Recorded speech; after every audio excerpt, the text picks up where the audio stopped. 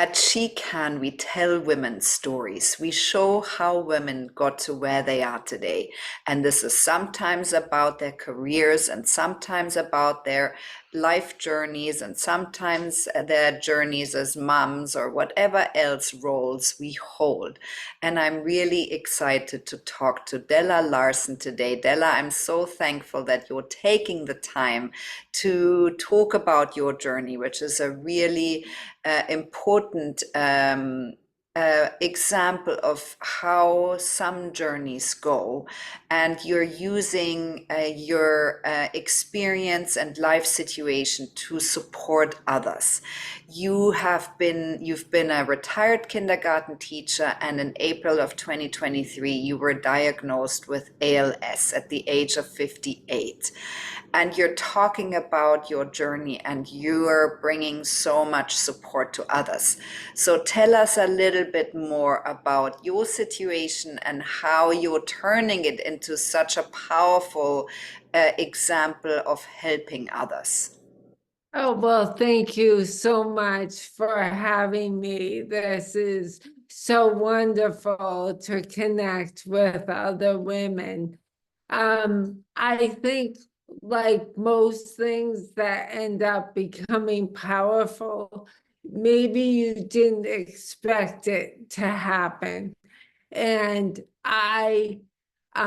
when I have a huge family, and my cousin Walter and I text every single morning, and it kind of grew out of that morning text to kind of tell him and my family what was happening through my diagnosis. And slowly it grew. And it is now reaching people who have ALS, who have other diseases, who have family members. I never set out to do that. I set out to kind of document what was happening. And I said from the beginning, I would be honest and tell the good, the bad, and the ugly crying. So that's how it kind of came about. Yeah. Della, so you're building up a great platform on Instagram. You have a website, dellasjourney.com. Um, Della, do you want to go a little bit into detail of how you felt when you were diagnosed? How you felt when you thought, I think there is something really wrong here. Do you want to tell us a little bit more about that? And then we can go into a bit more detail of which ways you help others and how others can do the same. Okay. So for me, I had never known anyone with ALS. I had, of course, seen the Ice Bucket Challenge, but that was the extent of it. And during the summer, I felt my flip-flop was dragging and it didn't hurt, so I ignored it. And that grew into a limp, and I started to think something was wrong. And to be honest, I thought I might have MS. And when I didn't get the diagnosis face to face, my neurologist had written in his notes that he thought it was probably ALS. And so I went into my portal and I was alone in my house, and I read that my neurologist thought I had ALS. He never meant for me to read that. And at that moment, I felt the earth open up and swallow me. I, of course, Googled which you should never do, because it's not good. It's 100% fatal. But I didn't want to tell my husband or my kids until I knew for sure. So it took about 2 more months. So for those 2 months, I processed by myself so that when the diagnosis actually came, I was much more prepared. And even though finding out that way, Must have been really it's hard. Mm. hard, it ended up being a gift because I could get all those animal sounds out of me, and I could help support my family. And I felt stronger when it actually came. Yeah. Della, and I can see from your journey on social media that you really share so authentically and vulnerably. You have some good days when you have an event to raise money for ALS. You have your family around you and you enjoy your cousins and your family. And you have days when you throw all your toys out of the pram and literally think I can't do it and why me, and all of those emotions that someone goes through when they have a really difficult diagnosis of a life-limiting disease. And ALS is a disease that affects the muscles that are needed to move and to speak and to eat and to breathe. And so this time that you had, those 2 months, that must have been really difficult because you had to really dig deep, in the end were a gift because you could be more prepared for the people that you love around you. Della, so I'm wondering, how are you dealing with it every day? And is the choice that you took, that you are voicing it and that you're showing others what this journey can look like, is there some power and joy that it gives you? And therefore you manage this process better?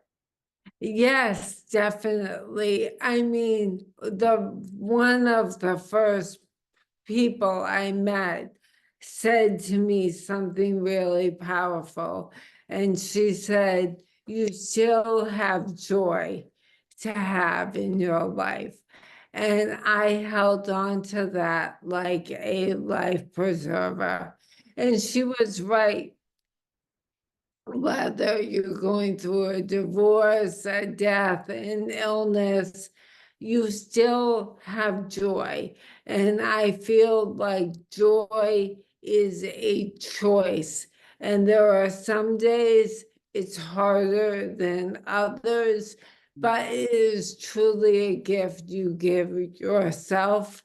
And the Instagram journey has actually helped me because it on a daily basis, I think, what am I grateful for today? And what terrible thing happened? But can you find something good in it? You fall down the stairs, awful, but your husband lifts you up, amazing.